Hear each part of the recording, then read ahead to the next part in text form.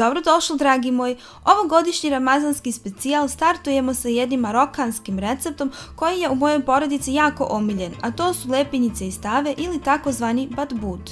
Pripremite pšenično brašno, semola di grano duro, to je krupica od durum pšenice, alternativno koristite klasično brašno, šećer, so, svježi ili suhi kvasac, ulje i toplu vodu. I još malo semole za posipanje. U posudi za miješanje sjedinite brašno i so. U toplu vodu umiješajte šećer i kvasac. U brašno dodajte ulje i mokre sastojke i naravno semolu koju sam zaboravila na početku, znači nju inače dodajete odmah u brašno i so. Zamjesite kompaktno tijesto. Moja dizana tijesta su inače prilično mekana, ali ovo je malo čvršće.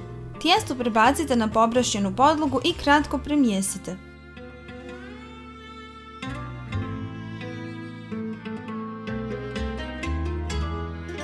Pomastite posudu i vratite tijesto unutra. Posudu dobro prekrijte i stavite na toplo mjesto da tijesto nadolazi, jedno sat do sat i po vremena.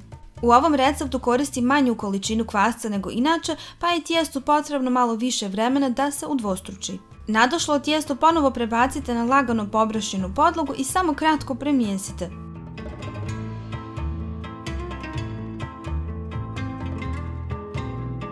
Zatim razvaljajte na debljinu od otprilike 5 mm.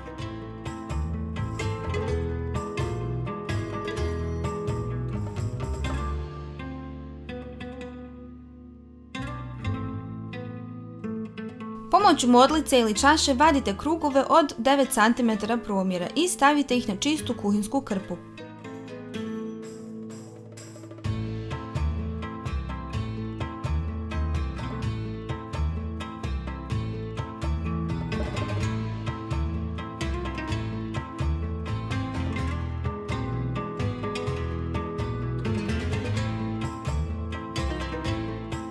Ostatke tijesta skupite, zamijesite, razvaljajte i ponovo vadite krugove dok ne potrošite cijelo tijesto. Ovoj drugoj ili trećoj turi lepinjica morate dati malo više vremena da nadođu, pošto smo ih nekoliko puta mijesili pa je tijesto prilično tvrdo.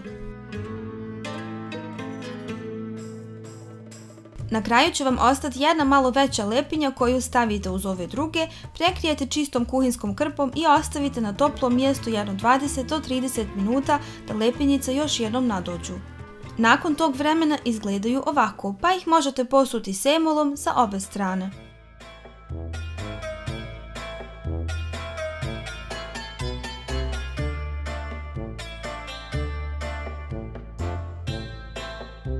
Tavu zagrijte na najjačoj vatri pa je smanjite na 5. ili 6. stepen od 9. Redajte lepinjice u tavu, ali ne previše, znači maksimalno 4 ili 5 komada.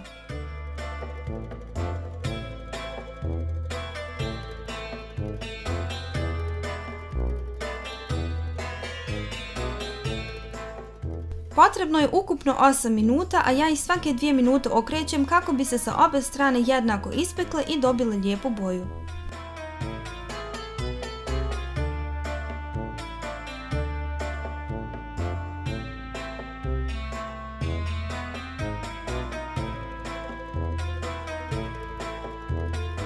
Kad su gotove, umotajte ih u čistu kuhinsku krpu i ostavite da se ohlade, ali još jedan bitan savjet. Obavezno tavu poslije svake ture očistite od semole kako vam lepinjice ne bi izgledale kao da su zagorjele. Kad rubove lepinjice pritisnete, a tijesto se ne vrati, znači da još nisu gotove i da su djelomično prijesne. Tek kad se udubljenje koje prstom stvorite brzo vrati, znak je da ste ih dobro ispekli.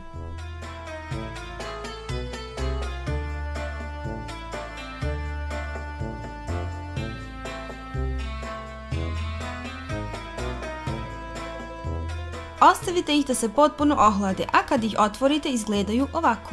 Pošto su badbut malo deblje lepinje, ne mogu vam garantovati da će svi imati džep, ali vam obećajem da su iznutra jako mekani.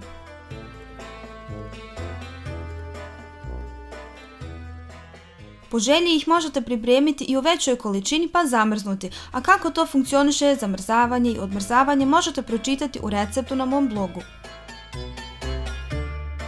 Ako vam se ovaj video dopao, ostavite mi like, besplatno se pretplatite na moj kanal i posjetite me i na Facebooku, Pinterestu i Instagramu.